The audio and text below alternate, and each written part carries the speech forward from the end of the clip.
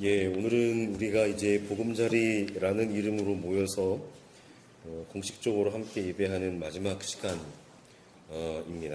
2020년 3월 20일에 처음 모이기 시작해서 만 6년하고도 3개월을 함께 보냈습니다. 마지막이라고 말씀은 드렸지만 또 앞으로 하나님께서 우리의 걸음을 어떻게 인도하실지는 또 모르는 일이고요. 그저 선하게 인도하시는 하나님을 날마다 의지하며 살아갈 뿐일 겁니다. 오늘은 빌립보서 2장 1절부터 11절까지를 함께 본문으로 예수 마음 품기라는 제목으로 함께 말씀을 나누려고 합니다.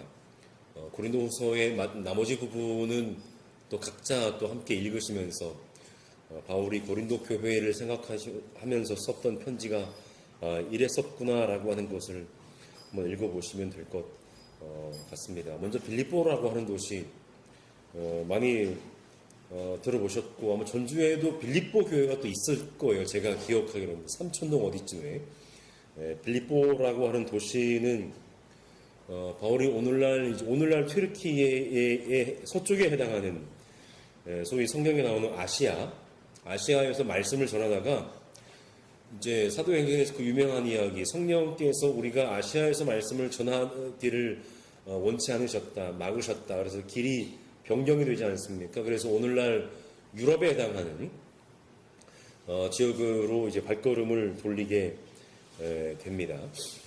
그때가 기원후 51년경이었는데 이 빌립보라고 하는 도시는 그렇게 바울이 성령의 인도하심을 따라 오늘날 유럽이라고 불리는 지역으로 발길을 놀려서 처음 복음을 전하고 정착해서 복음을 전했던 곳, 그것이 바로 빌립보였습니다. 마게도냐의 빌립보입니다. 그래서 어떤 의미에서는 사도행전의 이야기 흐름을 따라가다 보면 사도행전 1장 8절에서 오직 성령이 너희에게 임하시면 너희가 권능을 받고 예루살렘과 온 유대와 사마리아와 땅끝까지 이르러 내 복음을 전하게 될 것이다 라고 했던 그 주님의 말씀이 더욱 본격적으로 새로운 장을 열어가는 계기가 된 곳이 바로 빌립보라고 할 수가 있겠습니다. 그런 측면에서 빌립보는 바울에게 있어서요. 복음 전도자로서의 전혀 새로운 경험이 시작된 도시라고 할 수도 있겠습니다.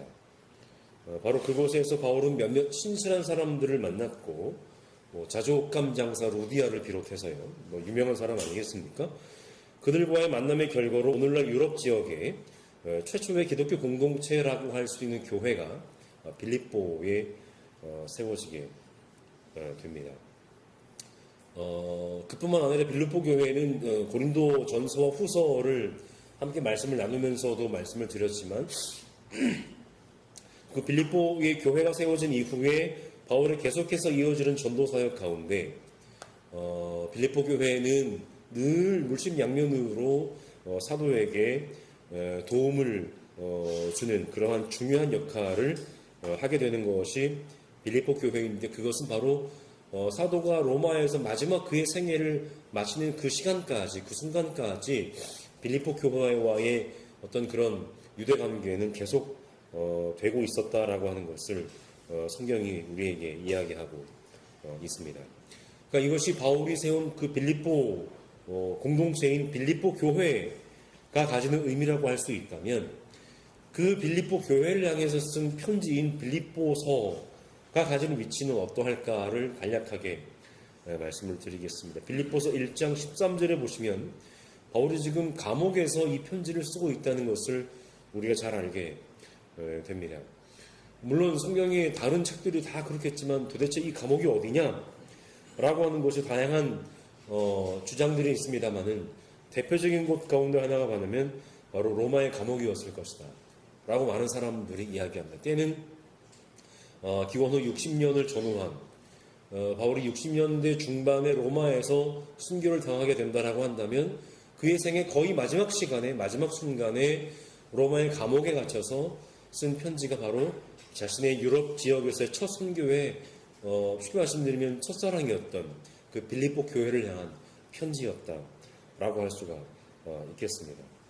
빌립보는 이렇게 보면 바울의 유럽 선교의 측면에서 보자면 그의 첫사랑이었고, 그의 서신 목회, 그가 세운 교회들마다 편지를 쓰면서 그가 목회를 했다는 것을 우리가 잘 알게 되는데, 그의 서신 목회 측면에서 보자면 그의 끝사랑이었습니다. 무슨 유행가 가사 제목도 아니고, 어쨌든 빌립보 교회는 그의 유럽 선교의 활동에 있어서는 첫사랑이었고, 그가 세운 모든 교회들을 향한 이 편지 목회의 측면에서 보자면 그의 끝사랑이 빌립보 교회였다라고 하는 것을 우리가 염두에 두시면서, 그렇다면 바울이 그러한 빌립보 교회, 너무나 애착했고 애정했고 소중했던 그런 빌립보 교회에 바울이 쓴 편지의 내용이 도대체 무슨 말을 하고 있는가라고 하는 것을 우리가 함께 살펴보도록 할 텐데요.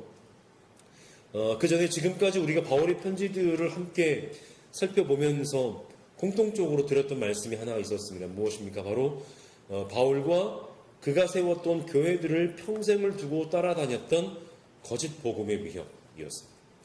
바울이 가는 곳곳마다 그리스도의 십자가의 복음을 전하면서 교회를 세웠는데, 또 뒤따라서 그 교회들을 그냥 어느 교회 할 것 없이 나중에 찾아와서 바울이 세운 교회를 혼란에 빠뜨렸던 그런 거짓 사도들이 있었는데, 그들은 야야 믿음으로만 구원받는 게 전부가 아니고 너희들이 일단 할례를 받든지 뭘 받든지 여러분들이 유대인이 되어야 하나님의 참된 백성이 될 수 있다면, 그들을 유혹에 빠뜨렸던 거짓 복음을 전했던 거짓 사도들이 있었습니다. 그것은 바울이 갈라디아서에서 표현한 것처럼 다른 복음이라고 불리기도 했는데, 하지만 바울이 이제 편지를 쓰자 보니 다른 복음이라고 얘기했지만 그는 분명히 말합니다.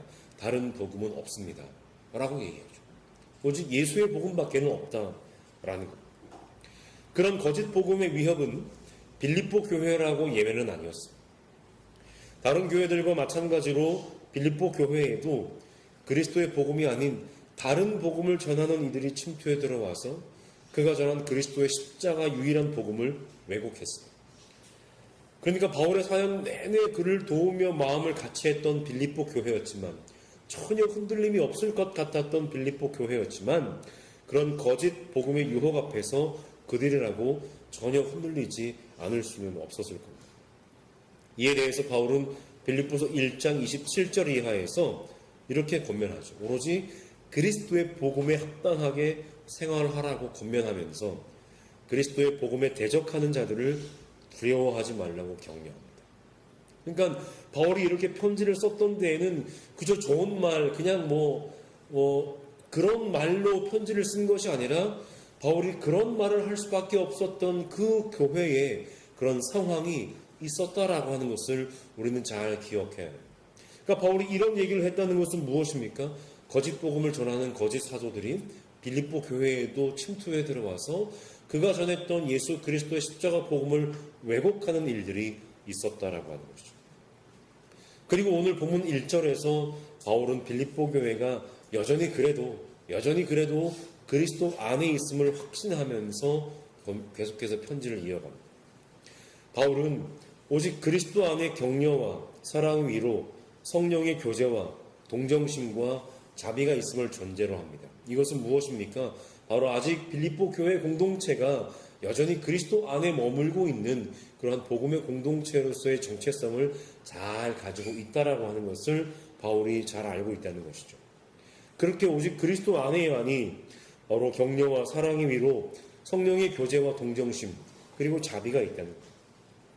그런데 그 바울이 말하는 그리스도는 저 멀리 계시는, 어딘가에 계시는, 오늘의 우리의 삶의 현실과는 전혀 상관이 없는 곳에 동떨어져 계시는 분이 아니라 빌립보서 1장 20절에서 말하는 것처럼 여전히 지금도 자신의 몸 안에서 존귀함을 받으시는 분이라는 것. 그런데 자신의 몸 안에서 존귀함을 받으시는 그리스도는 오늘도 여전히 빌립보 공동체 안에도 동일하게 거하시고 계신다라는 것. 그러니까 빌립보 교회만이 그리스도 안에 머물고 있는 것이 아니라 여전히 그리스도께서도 그 공동체 안에 현존해 계신다라고 하는 것을 바울이 지금 이야기하고 있습니다. 그러니까 그 그리스도 안에 모든 격려와 사랑의 위로, 성령의 교제, 동정심과 자비가 여전히 있다라는 겁니다. 그뿐만 아니라 그리스도는 오늘도 우리와 함께 계시며 오늘도 우리 안에 거하고 계십니다. 우리가 이것을 믿는다면 우리가 어디서 어떤 모양으로 살든 같은 생각을 품고 같은 사랑을 가지고 뜻을 앞에 한 마음이 되어 살아갈 수가 있다라는 것이죠.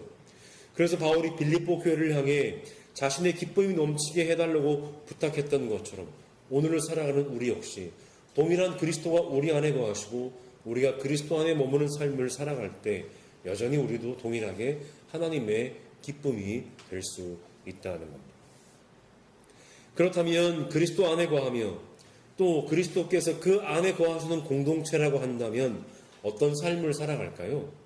무슨 일을 하든지 경쟁심이나 허영으로 하지 말고 겸손한 마음으로 하고 나보다 남을 낮게 여겨야 합니다. 어디서 많이 듣던 얘기예요.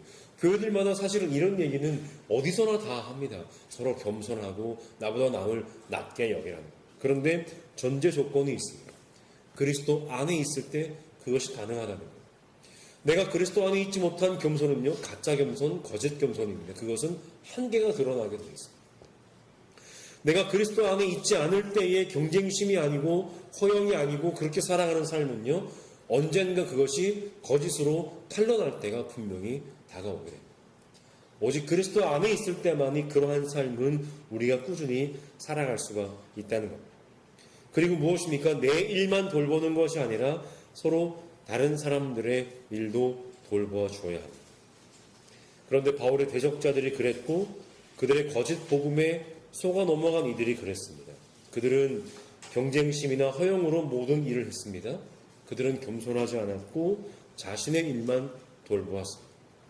바울이 그리스도인들에게 요구하는 삶을 그대로 보여준 분이 계시는데 바로 그리스도인들이라고자 하면 누구나 할 것 없이 따르고자 하는 분, 바로 하나님의 아들 예수 그리스도입니다.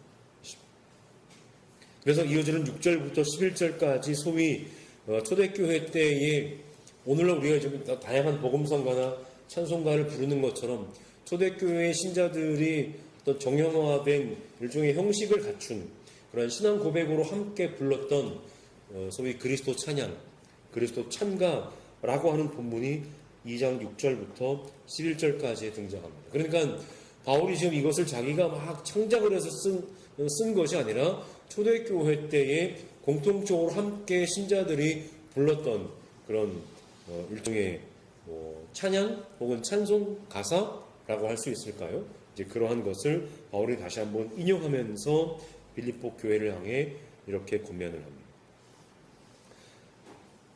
전제는 그것입니다. 이 찬양, 아름다운 찬양을 누구나 함께 쉽게 잘 부를 수 있어요. 그런데 바울은 무엇을 얘기합니까? 이 찬양의 고백 속에 담겨져 있는 그리스도의 마음을 여러분들이 품으라는 겁니다.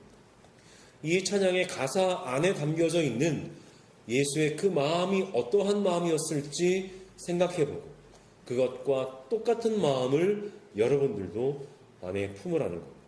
그리고 2000년이 지난 오늘 우리도 이 그리스도 찬양 그리고 날마다의 우리의 신앙 고백, 찬송가, 복음성가 다양한 고백들의 방법이 있지만 그러한 것들을 고백하는 동시에 오늘 우리는 우리의 마음 속에 그리스도 예수의 마음이 어떠한 마음이었을까를 늘 상기하고 되새기며 그것과 똑같은 것을 우리 속에 심고 살아가야 합니다. 그러니까 이것을 굳이 표현하자면 마치 심장을 내 속에 이식하듯이요. 심장을 내 속에 이식하듯이 그리스도의 마음을 내 안에 이식하며 살아가라 라는 그런 권면이 됩니다. 그리스도 찬양은 크게 두 부분으로 구성되어 있는데요. 6절부터 8절까지가 전반부로서 그리스도의 낮아지심을 노래합니다. 그리고 이어지는 9절부터 11절까지는 후반부로서 낮아지신 그리스도를 하나님께서 다시 높여주셨음을 노래하는 내용으로 구성되어 있습니다. 이 가운데 바울이 품으라고 말한 그리스도의 마음은 어쩌면 이 찬양의 전반부의 내용에 해당한다고 볼 수가 있겠습니다. 그분은 어떤 마음을 품고 한없이 낮고 낮은 이 땅에 오셨을까? 그는 본래 하나님의 모습을 지니신 분이십니다. 하지만 그분은 하나님과 동등함을 당연하게 생각하지 않으셨어요. 이 표현이 되게 중요해요. 당연하게 생각하지 않으셨어요. 이런 표현이 적절한지는 모르겠습니다만 본래 하나님의 자리에 앉아 계셔도 되는 분이신데요. 물론 이제 그분이 본래 하나님이시지만 굳이 표현을 하자면 원래 하나님의 자리에 해당하는 그 자리에 앉아 계셔도 되는 분인데 그 자리가 못내 불편하셨다는 거예요.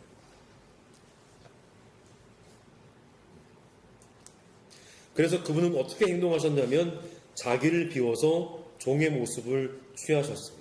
여기서 종의 모습을 취하셨다라고 할 때에 종의 모습과 본래 하나님의 모습이셨다라고 할 때에 그 하나님의 모습에서의 모습은 같은 단어입니다.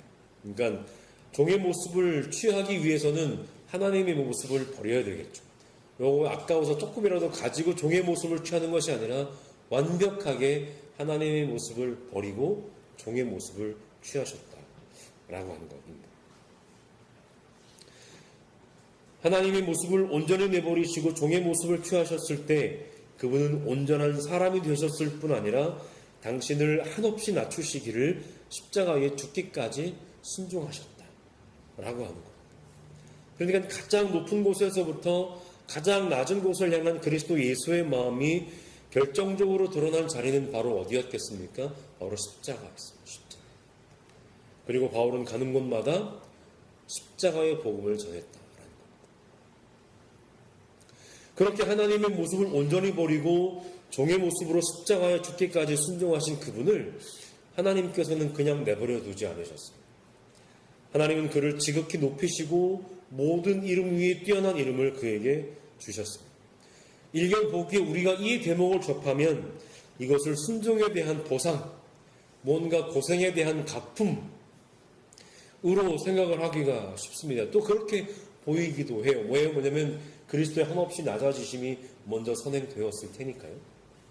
하지만 이것은 하나님의 은혜를 결정적으로 오해하고 곡해하게 만드는 원인이 되기도 합니다. 물론 많은 순간 하나님은 우리가 고생하고 우리가 역경 가운데 살아가고 이러한 것들에 대해서 보상을 해주시고 무언가 좋은 것으로 갚아주시기도 하는 분이신 것은 맞습니다. 그러나 그 이전에 하나님께서는 우리의 삶이 먼저 복되기를 원하시는 분이시다 라고 하는 것을 우리가 전제로 할 필요도 분명히 있습니다.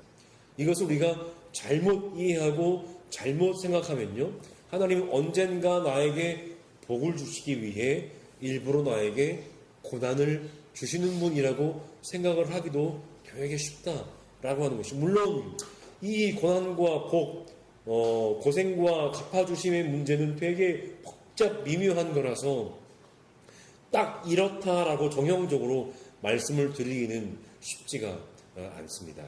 그런데 이것이 또 한편으로 잘못 발전되게 되면 마치 하나님은 오늘 우리의 신앙 고백에 있어서 정말로 조심해야 되는 것 중에 하나가 뭐냐면 마치 내가 성공하고 잘 되는 것만이 하나님께서 나에게 주신 복이 되는 것처럼 그렇게 생각을 하기가 쉽다라는 것이죠.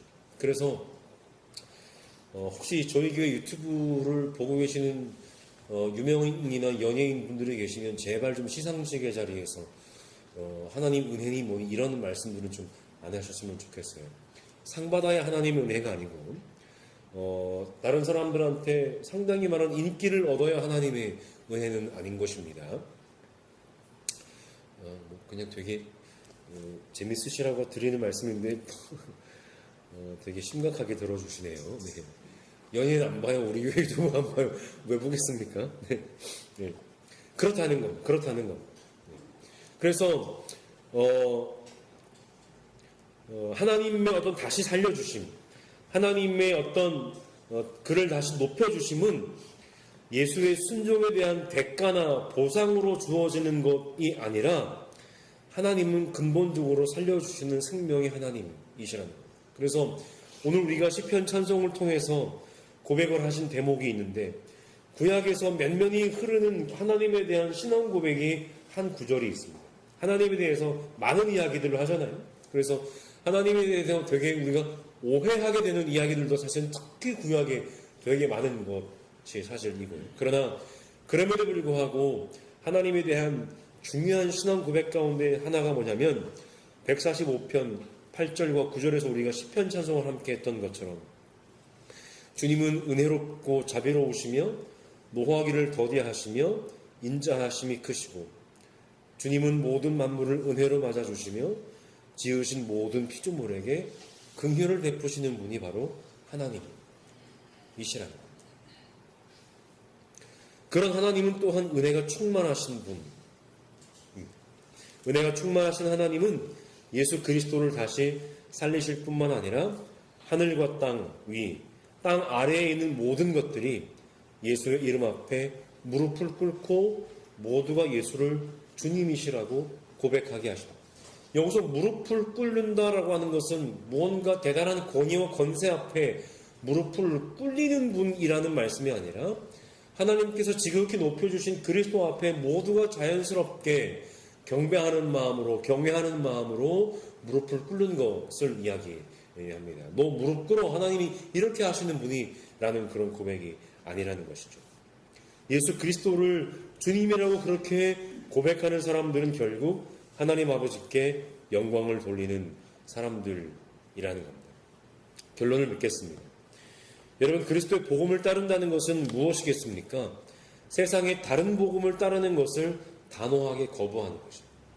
세상의 가치관도 당연하겠거니와 그 오늘날 교회 안에 소위 복음이라고 하는 것으로 포장되어서 침투해 들어온 다른 복음들을 잘 분별하고 그러한 것들을 단호하게 거부하는 것이 그리스도의 복음을 따르는 삶의 시작이고 과정이고 끝입니다. 당연한 말이겠지 싶습니다만 오늘날 너무나 많은 사람들이 입으로는 그리스도의 복음을 따르면서 결국 다른 복음, 거짓 복음을 따라서 살아갈 때가 너무나 많습니다. 세상의 가치관과 기준이 복음의 기준을 대체하는 일들이 비일비재합니다. 또 그리스도의 복음을 따른다는 것은 그리스도께서 무엇보다 어떤 마음으로 한없이 낮고 낮은 이 땅에 내려오셔서 그의 삶을 살아내셨는지를 알아가는 것입니다. 모든 것이 당연한 것이 아니었어요. 십자가의 죽음과 부활에 이르기까지 그분의 삶의 모든 것들이 당연한 수순과 당연한 하나님의 계획과 한치 오차도 빈틈도 없는 하나님의 섭리의 연속이 아니었다라고 하는 겁니다. 그분도 어렸을 때는 부모님이 속개나 썩였을 것이고 사춘기를 지나면서는 도대체 인생의 의미가 무엇인지, 그리고 내 동족이 로마 제국의 지배를 받으며 저렇게 생고생하며 살아가야 되는 현실 가운데 하나님이라고 하는 분의 섭리와 뜻은 어디에 있는지 그분은 고민하셨습니다. 그래서 30세 나이가 되셨을 때 세상에 하나님께서 주신 소명을 깨닫고 하나님 나라의 복음을 증거하며 살다가 결국 그것 때문에 하나님의 복음을 전하며 살다가 그것 때문에 사람들에게 모함을 받고 손가락질을 받고 십자가에 로마 제국의 정치범이라고 하는 죄목을 뒤집어 쓰고서 십자가에 달려 돌아가셨던 분, 이 바로 예수 그리스도이십니다. 그분이 과연 어떤 마음으로 자신의 삶을 살아내셨을까라고 하는 것을 우리는 늘 고민해야 합니다. 그리고 그 마음이 오늘 내 마음이 되기를, 내 마음이 그의 마음이 되기를 사모하며 살아가는 것, 그것이 바로 그리스도의 복음을 따르는 삶이라고 할 수가 있겠습니다. 오늘 본문 2장에서 바울이 말하는 바 그리스도의 마음은 기꺼이 자기를 비우는 삶으로 구체화되었습니다. 세상의 가치관과 기준은 계속해서 자기를 채우라고 접촉합니다. 돈과 명예, 학력, 소유 등으로 자기를 채우는 것이 진리이고 그래야 사람들이 나를 좀 알아주고 그래야 내 삶에 의미가 있다고 얘기하지만 그리스도의 복음의 기준은 전혀 그렇지 않습니다. 여러분, 교회라고 크게 다르지 않습니다. 구체적으로 예를 들지 않아도 우리 모두가 아는 이야기이죠. 하지만 그리스도는 어떠셨습니까? 위로는 하나님의 모습을 지니셨지만 아래를 향해 종의 모습을 취하셨습니다. 사람의 모양으로 나타나셔서 순종하시기를 십자가에 죽기까지 하셨습니다. 이 과정에서 그리스도의 마음을 엿볼 수 있는 단서 하나는 하나님과 동등됨을 당연하게 생각하지 않으셨다라는 표현. 오늘날 교회와 세상을 불문하고 누구라도 어떤 자리에 있으면 기꺼이 그 자리에 걸맞는 대우를 받는 것이 당연하다고 생각해요. 하지만 예수는 그러지 않으셨다는 거예요.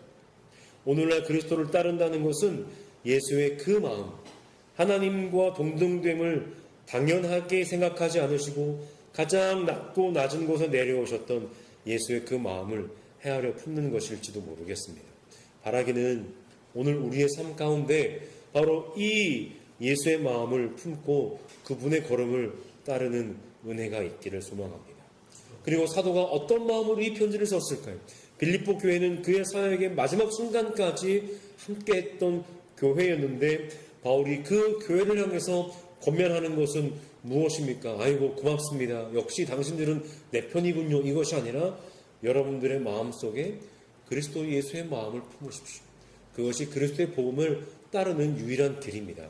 라고 하는 것을 권면했는데 오늘 우리가 이 사도의 권면을 우리를 향한 권면으로 받아서 듣고 오늘 우리도 어떠한 삶이 그리스도의 복음을 따라서 살아가는 삶인지를 우리가 늘 함께 또 생각하는 가운데 하나님의 기쁨이 되시는 삶을 살아가실 수 있기를 간절히 소망합니다.